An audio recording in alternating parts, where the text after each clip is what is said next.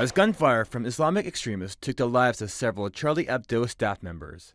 Many Muslims in San Diego County were in shock by the horrific scenes that played out on their televisions.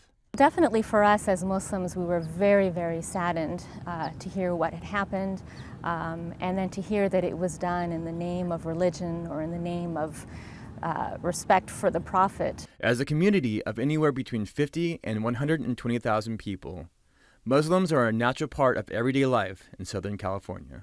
For Yusuf Marin and her husband Matthias, both have jobs, an apartment, and a baby on the way. They choose to make Islam a part of their everyday life. By us praying 5 times a day, it's not so much I see it as an obligation, but as something that I want to do. Despite a vast majority of Muslims being peaceful members of society, several extremists have had ties to San Diego, including 2 September 11th hijackers who received training at a nearby flight school, and Anwar al-Awlaki, a San Diego State student who later emerged as an al-Qaeda leader. All prophets, with no exception, at least those who were mentioned in the Quran. Despite these instances of violence, most Muslims insist they are no more violent than any American who is Christian or Jewish.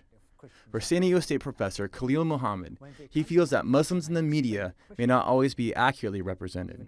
They view Islam as if it is a fanatic religion, and all Muslims are fanatics. So those are the people that get press.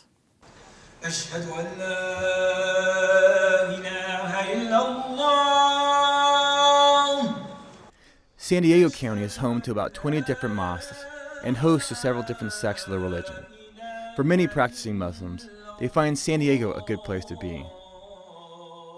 Sometimes what I say on Friday in the sermon, in terms of criticizing government and policies of the government, if I say 10% of it in Algeria, I will spend the night in the jail. The San Diego community of people in general do not, from my experience, react any differently to you. You're just another person.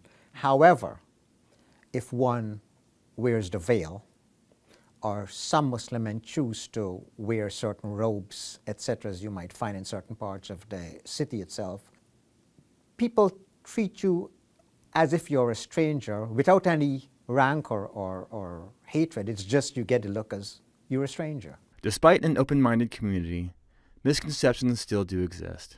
Maybe the biggest misconception is about violence, that my faith is violent and promotes violence, which is, in my belief and conviction, is totally the opposite. Many Muslims like Yusuf and Tassin Lazoni, they wish people would seek out better sources than the media to learn about Islam.